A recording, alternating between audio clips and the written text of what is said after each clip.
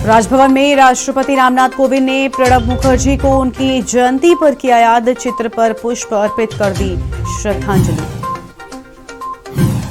भारतीय सेना का हिस्सा बने 319 युवा अफसर, 68 विदेशी कैडेट भी pass out. CM Pushkar Singh Dhami कार्यक्रम में हुए शामिल।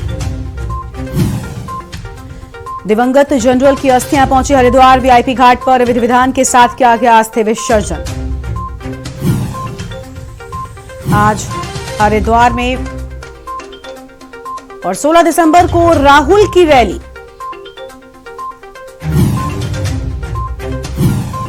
और पर्यटकों के लिए खुलेगा एफआरआई, जहां 13 दिसंबर से पर्यटकों के लिए फिर से खुल जाएगा एफआरआई। कोविड-19 प्रोटोकॉल का करना होगा पालन।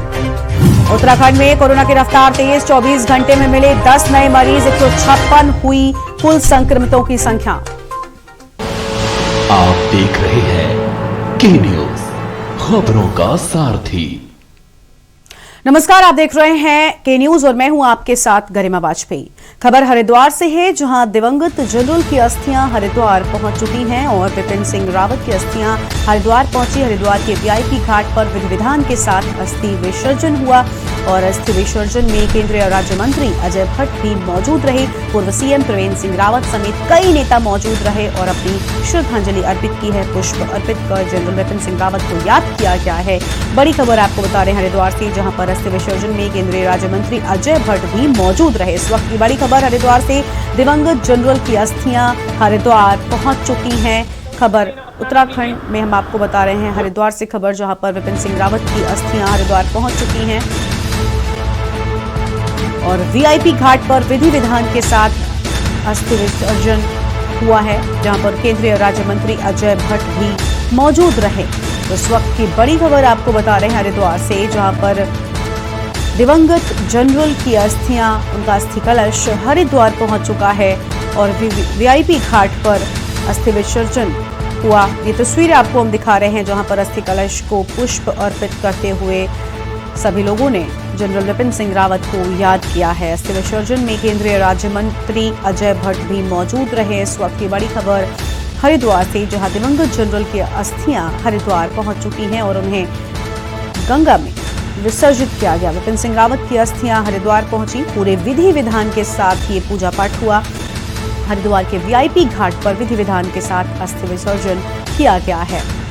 तस्वीरें भी आप देखिए, जहां पर लोगों ने उन्हें याद किया, उनको नमन किया, क्योंकि जिस तरह से जनरल विपिन सिंह रावत ने देश के लिए जो किया है, उसे हमेशा याद किया जाएगा और उनकी कमी को कभी पूरा नहीं किया जा सकता। विपिन सिंह रावत की अस्थियां हरिद्वार पहुंच चुकी हैं, उन्हें विसर्जित किया गया। हरिद्वार के वीआईपी घाट पर विधि विधान के साथ अस्थि विसर्जन हुआ। तस्वीरें भी हम आपको दिखा रहे हैं, जहां पर बड़ी संख्या में लोग मौजूद रहे। केंद्रीय राज्य मंत्री अजय भट्ट भी इस दौरान वहां पर मौजूद रहे और साथ ही पूर्व सीएम त्रिवेंद्र सिंह रावत ने भी जनरल विपिन रावत को अपनी श्रद्धांजलि अर्पित की है। पुष्प अर्पित किए उन्होंने विपिन सिंह रावत के अस्थि कलश पर। तो हरिद्वार के वीआईपी घाट पर विधि विधान के साथ अस्थि विसर्जन हुआ। आपको बता दें कि हेलीकॉप्टर हादसे में विपिन सिंह रावत और उनकी पत्नी की मौत हुई, जिसके बाद कल उनका अंतिम संस्कार हुआ और आज उनका अस्थि विसर्जन किया गया। और अगली खबर देहरादून से, जहां विधानसभा सत्र का तीसरा और अंतिम दिन की कार्यवाही और सदन में उठ सकता है महंगाई का मुद्दा। 8 विधेयक रखे गए सदन के पटल पर चर्चा। अनुपूरक बजट पर भी होगी सदन में चर्चा। सीएम के ओएसडी का पत्र हुआ था वायरल।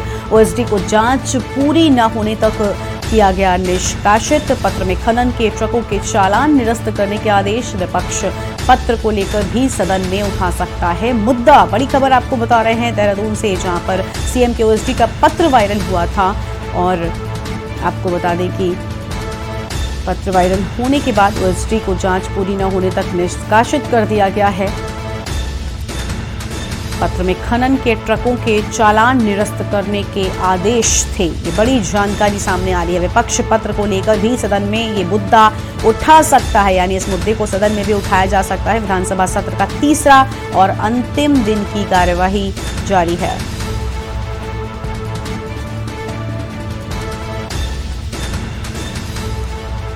और इसी खबर पर अधिक जानकारी के लिए हमारे साथ हमारे संवाददाता दानिश अली लाइव जुड़ चुके हैं। दानिश, ये मुद्दा उठाया गया है और अनुपूरक बजट पर भी सदन में चर्चा होगी, और क्या कुछ जानकारी? जी बिल्कुल, जैसे कि आज विधानसभा सत्र के शीतकालीन सत्र का आज तीसरा और अंतिम दिन है, उसी को लेकर विपक्ष तमाम मुद्दों को लेकर सरकार पर वार कर सकती है। और सुबह अगर बात करें तो सुबह से ही जो सत्र जब कार्रवाई शुरू हुई थी उसमें जो विपक्ष ने सत्ता पक्ष को बेरोजगारी के मुद्दे को लेकर घेरा है, जिसमें तमाम की जैसे कि जो सरकार अभी जो बात कर रही है 7 लाख लोगों को रोजगार देने की बात कर रही है, तो विपक्ष कह रहा है कि पिछले जो विधानसभा सत्र में 2020 में उन्होंने 10 लाख लोगों को, बेरोजगारों को रोजगार देने का आंकड़ा पेश किया था, और उसी के बाद अब 2021 में 7 लाख लोगों को रोजगार देने की बात सरकार कर रही है। तो कहीं ना कहीं जो सत्ता पक्ष है वो बेरोजगारों को गुमराह करने का काम कर रही है, और जो आंकड़े वो पेश कर रही है, अगर 2020 में 10 लाख लोगों को रोजगार दिया गया है तो ये आंकड़ा बढ़ना चाहिए था, ना कि घटना चाहिए था। 7 लाख लोगों को रोजगार देने की बात सरकार कर रही है। तो कहीं ना कहीं जो विपक्ष है सत्ता पक्ष पर लगातार हमलावर सदन में होता दिख रहा है। और अगर उसके बाद की बात करें तो विशेष अधिकार हनन का मुद्दा भी सदन में उठाया गया, जिसमें जो सत्ता पक्ष के लोग हैं, जो सत्ता पक्ष के विधायक हैं, वो भी कांग्रेस के विधायकों के साथ एकजुट होकर विशेष अधिकार हनन को लेकर पीठ से मांग की कि सरकार को निर्देशित करे कि जो विधायकों का विशेष अधिकार है, जो तमाम जो कार्यक्रम है उनको बेइज्जत किया गया है, जो तमाम जो कार्यक्रम में उनको बुलाया नहीं जाता है, उसको लेकर पीठ से मांग की कि सरकार को निर्देशित करे कि इस पर जल्द से जल्द कार्रवाई करे। और कम समय बचा है सरकार का कि तो जो पीठ ने भी सरकार को इस पर निर्देशित किया है कि जल्द ही इस पर कार्रवाई करें। लेकिन जो विधायक हैं, जो सदन के सदस्य हैं, वो इस पर मतलब खुश होते नजर नहीं आ रहे हैं। वो सीधा तौर पर मना कर रहे हैं कि जिस सरकार इस पर लगभग 1.5 साल से कोई भी निर्णय नहीं ले पाई है। जी बिल्कुल दानिश, एक और बहुत बड़ा मुद्दा है जिसको लेकर जनता हमेशा चाहती है कि वो मुद्दा सदन में उठाया जाए, उस पर चर्चा हो, वो है महंगाई का मुद्दा। सदन में क्या इस मुद्दे को लेकर भी बातचीत हो सकती है, और क्या कुछ और आगे जानकारी?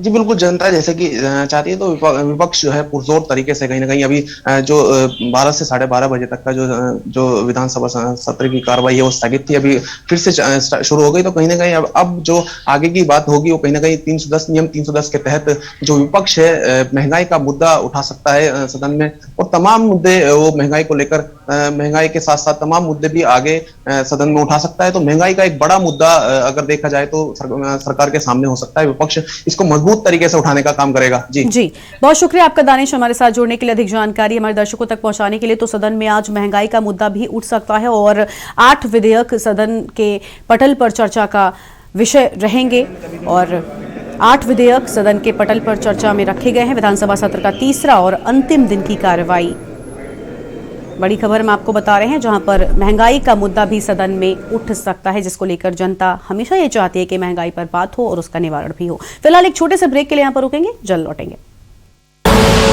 आप देख रहे हैं के न्यूज, खबरों का सारथी।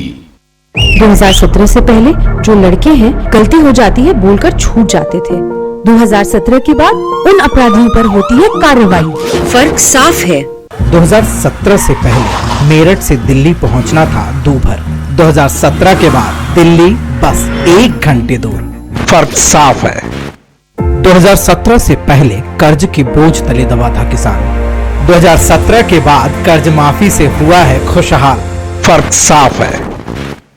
2017 से पहले भैंस ढूंढने वाली पुलिस 2017 के बाद अपराधियों को काबू करती है। फर्क साफ है। आप देख रहे हैं के न्यूज, खबरों का सारथी। ब्रेक के बाद आप सभी का स्वागत है। दिनेशपुर थाना में अंतर्राष्ट्रीय मानवाधिकार दिवस मनाया गया, और जिसमें क्षेत्र के समाजसेवी, थानाध्यक्ष और दिनेशपुर नगर चेयरमैन साहिबा सीमा सरकर, मीडिया के लोग हस्ताक्षर अभियान करके इस कार्यक्रम को सफल बनाया, और साथ ही लोगों को जागरूक भी किया है कि हमारे संविधान में हर व्यक्ति का क्या अधिकार है। अधिकतर लोग अपने अधिकार के बारे में जानते नहीं, और इस अभियान के मुख्य उद्देश्य यही है। थानाध्यक्ष विनोद जोशी ने कहा कि अंतर्राष्ट्रीय मानव अधिकार दिवस के उपलक्ष्य में हमारे संविधान के विषय में सभी लोगों को जानकारी होना चाहिए और अपना अधिकार को भी जानकारी होना चाहिए, अपने अधिकारों के बारे में भी पता होना चाहिए। इस कार्यक्रम का मुख्य उद्देश्य यही है। तो कार्यक्रम पर हस्ताक्षर अभियान चलाया गया है। अंतर्राष्ट्रीय मानवाधिकार दिवस का आयोजन किया गया। दिनेशपुर से खबर आपको बता रहे हैं, जहां पर हस्ताक्षर अभियान चलाकर कार्यक्रम किया गया।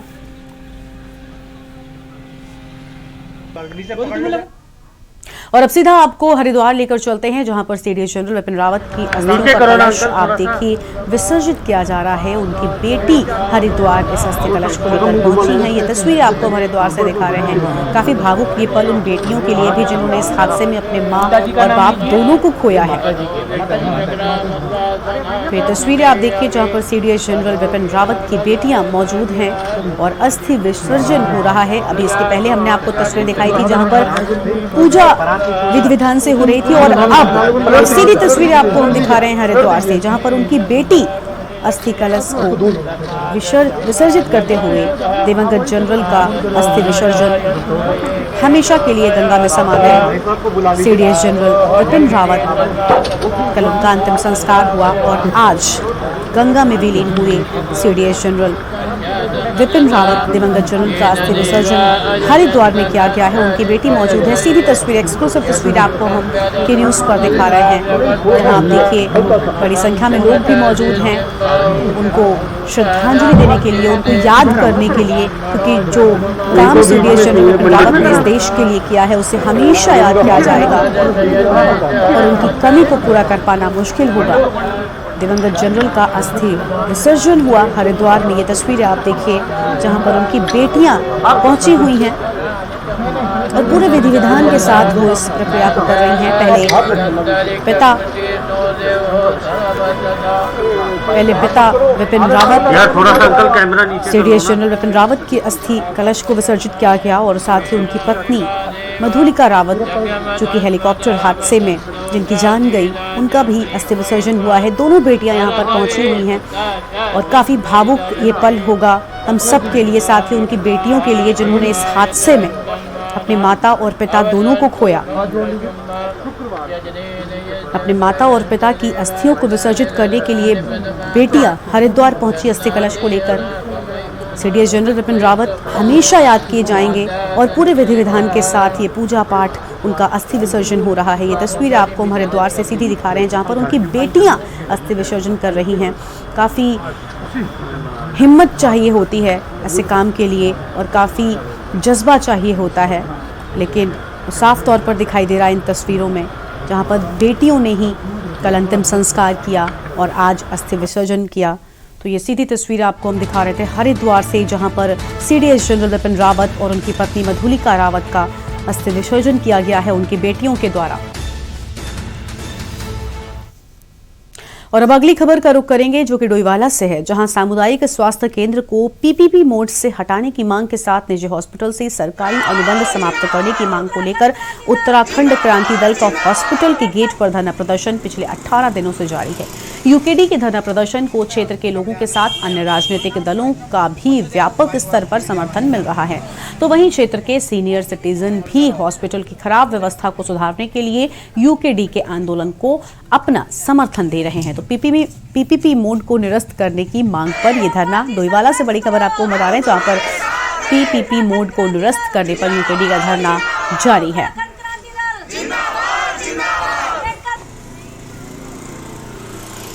स्वास्थ्य केंद्र डोईवाला का जो pro bono agreement Himalayan hospital के साथ हुआ है, इस एग्रीमेंट की आज हमने प्रतियां जलाई हैं और हमारी मांग है कि इस एग्रीमेंट को तत्काल निरस्त किया जाए, क्योंकि ये एग्रीमेंट किसी भी हालत में डोईवाला की आम जनता के भरोसे का नहीं है, आम जनता के हित में नहीं है। हम लोग लंबे समय से आंदोलन कर रहे हैं और आज अब हमने जो है इस आंदोलन को आर और पार की लड़ाई मान करके छेड़ लिया है। या तो ये एग्रीमेंट रहेगा या फिर हम लोग रहेंगे। इसी के तहत हम लोग आमरण अनशन पे यहाँ पे बैठे हैं, आंदोलन कर रहे हैं हमारे तोकवाल जी।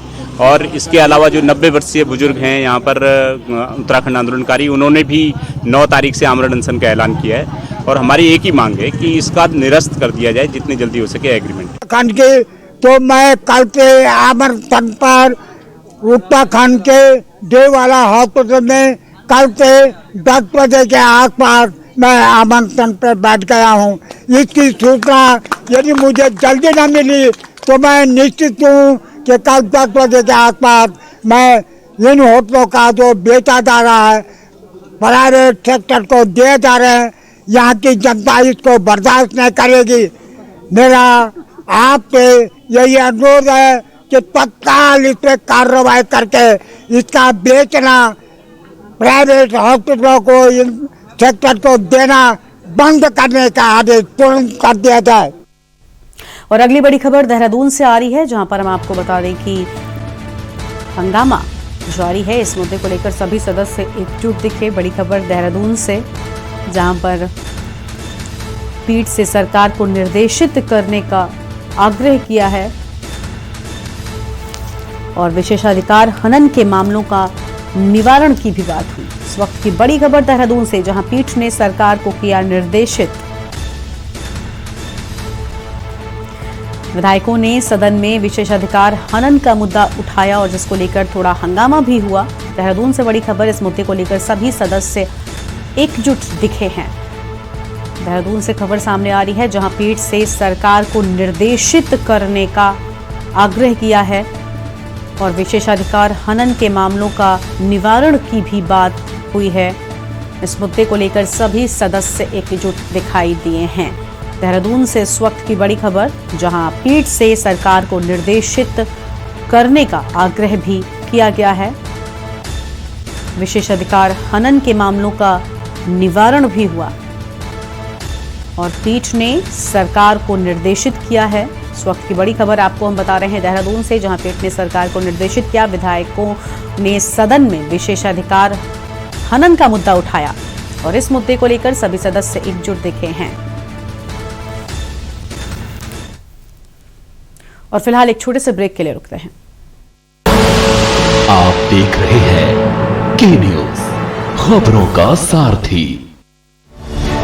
उत्तराखंड सरकार ने प्रदेश में अखरोट की खेती को बढ़ावा देने के लिए 6000 फीट से ऊपर के लगभग 200 वन पंचायतों में अखरोट की पौधरोपण और बड़ी बड़ी वॉलनट प्लांट्स की नर्सरी तैयार की है।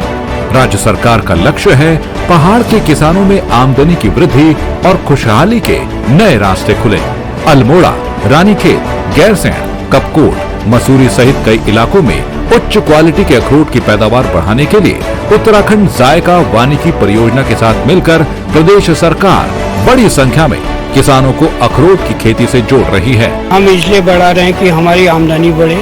अगर ऐसी उम्मीद है कि जल्दी फल आ जाएगा, 5 साल या 3 साल जब भी आएगा, तो उससे हमारी आमदनी बढ़ने का स्रोत है। प्रदेश सरकार की दूरदर्शी सोच का नतीजा है कि अब तक प्रदेश में रिकॉर्ड संख्या में बेहतरीन पौधों की नर्सरी तैयार की जा रही है। सिंचाई के लिए जल स्रोतों को तैयार किया जा रहा है और महिलाओं को खास तौर पर अखरोट के पौध के रोपण और रखरखाव की ट्रेनिंग दी जा रही है।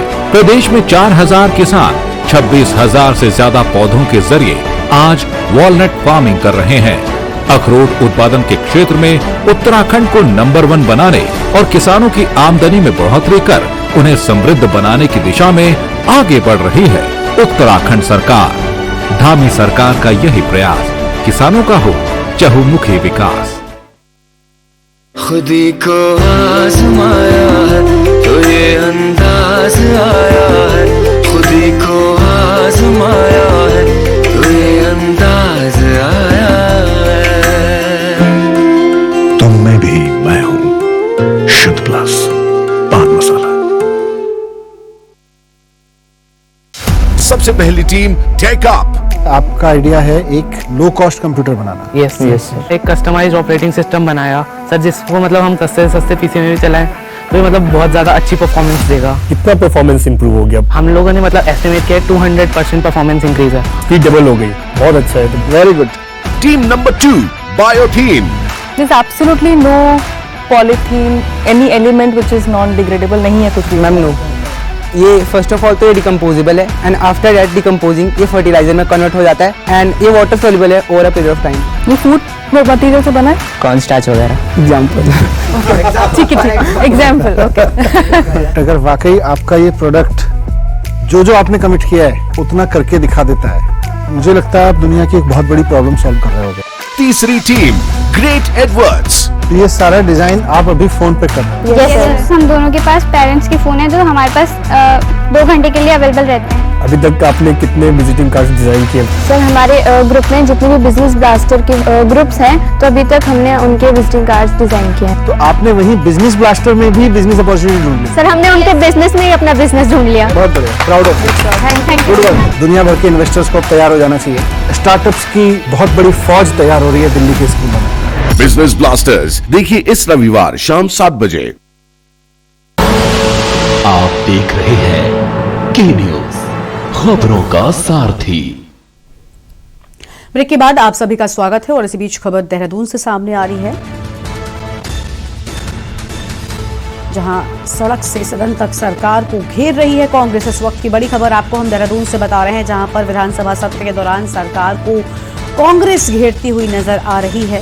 इस वक्त की बड़ी खबर, जहां आज कांग्रेस नेता विधानसभा के बाहर धरने पर भी बैठेंगे। इस वक्त की बड़ी खबर देहरादून से, जहां पूर्व सीएम रावत और प्रदेश अध्यक्ष गणेश गोदियाल धरने पर बैठेंगे और आज कांग्रेस नेता विधानसभा के बाहर धरने पर बैठेंगे। इस वक्त की बड़ी खबर आपको हम बता रहे हैं देहरादून से, जहां पर ये तस्वीरें भी आप देखिए, जहां पूर्व सीएम आज धरने पर बैठेंगे और ये तस्वीर आपको हम दिखा रहे हैं। पूर्व सीएम त्रिवेंद्र सिंह रावत, हरीश रावत की ये तस्वीर आपको हम दिखा रहे हैं, जहां गैरसैंण में शीतकालीन सत्र में सरकार को कांग्रेस घेरती हुई नजर आ रही है। इस वक्त की बड़ी खबर, विधानसभा सत्र के दौरान सरकार को घेर रही है कांग्रेस। देहरादून से इस वक्त की बड़ी खबर, तस्वीर आप देखिए, जहां पर आज धरने पर बैठने की भी बात सामने आई है। आज कांग्रेस नेता विधानसभा के बाहर धरने पर बैठेंगे। देहरादून से इस वक्त की बड़ी खबर, ये तस्वीरें आप देखिए, जहां पर हरीश रावत के लोगों से चर्चा करते हुए दिखाई दे रहे हैं और सड़क से लेकर सदन तक अब सरकार को कांग्रेस ने घेरना शुरू कर दिया है। विधानसभा सत्र के दौरान ये नजारा देखने को मिला और आज कांग्रेस के नेता विधानसभा के बाहर धरने पर बैठेंगे। इस वक्त की बड़ी खबर आपको हम बता रहे हैं देहरादून से। ये तस्वीरें भी आप देखिए, जहां पर विधानसभा सत्र के दौरान जब सरकार को कांग्रेस घेर रही थी और आज जब कांग्रेस के नेता विधानसभा के बाहर धरने पर बैठेंगे, उसको लेकर बातचीत होती हुई। देहरादून से इस वक्त की बड़ी खबर, पूर्व सीएम रावत, प्रदेश अध्यक्ष गणेश गोदियाल धरने पर बैठेंगे। आज शाम 4 बजे विधानसभा के पास ये धरना होगा और गैरसैंण में शीतकालीन सत्र न कराए जाने से नाराजगी है, जिसके चलते अब कांग्रेस सड़क से लेकर सदन तक सरकार को घेर रही है। और अगली खबर का रुख करते हैं, जहां लक्सर के मोहम्मदपुर बुजुर्ग गांव के अतुल भारती नामक युवक की संदिग्ध परिस्थितियों में मौत हो गई। युवक बुधवार शाम 6 बजे के बाद से लापता था और रात 8 बजे उसका शव गांव से थोड़ी ही दूर रेलवे ट्रैक पर पड़ा हुआ मिला। जीआरपी पुलिस ने शव को लावारिस हालत में ही रुड़की मोर्चरी भेज दिया था, लेकिन सुबह में परिजन मोर्चरी पहुंचे तो उन्हें मौत की जानकारी हुई और इसके बाद उन्होंने पुलिस को सूचना देकर हत्या का आरोप लगाया है। पुलिस उपाधीक्षक बहादुर सिंह चौहान और कोतवाल यशपाल सिंह बिष्ट मौके पर पहुंचकर मामले की छानबीन शुरू की है। तो लक्सर से एक खबर आपको हम बता रहे हैं, जहां पर रेलवे ट्रैक पर एक युवक का शव पड़ा हुआ मिला। युवक की संदिग्ध परिस्थितियों में मौत हुई है। माल्या रेलवे ट्रैक पर डेथ बॉडी मिली और खून के छिंटे, मांस के टुकड़े खेत में कम से कम 1 किलोमीटर के फासले पर भी पाए गए। वहाँ से कुछ खाने पीने की सामग्री, दारू के पौवे, बोतल, वो भी इत्यादि मिली। कि मेरा मानना तो यह है कि सर ये बिल्कुल कि हत्याकांड का मामला है। कल रात की बात है, डेड बॉडी मिली है तो जीआरपी को सूचना थी। जीआरपी की सूचना रात में थी। अभी आज घर वालों ने अंदेशा जताया है कि एक अतुल नाम का जो लड़का है, अतुल सन ऑफ नरेश, वो जो है ये उसकी डेड बॉडी है, ये इनके द्वारा पहचान की जा रही है। तो उस संबंध में जो भी इनका अंदेशा है, जो भी इनकी तहरीर वगैरह आएगी उस आधार पर अग्रिम कार्रवाई की जाएगी।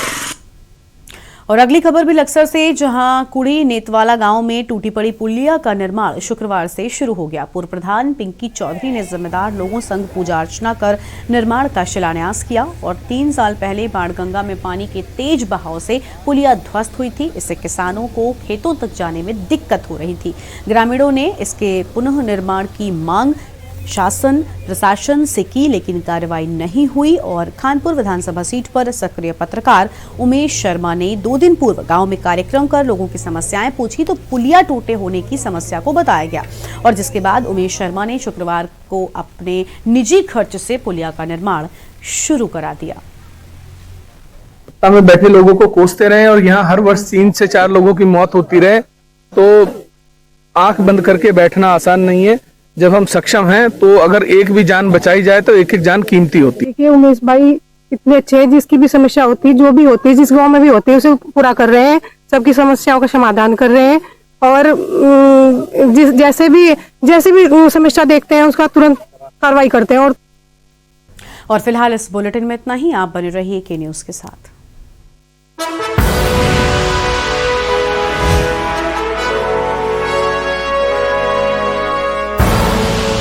आप देख रहे हैं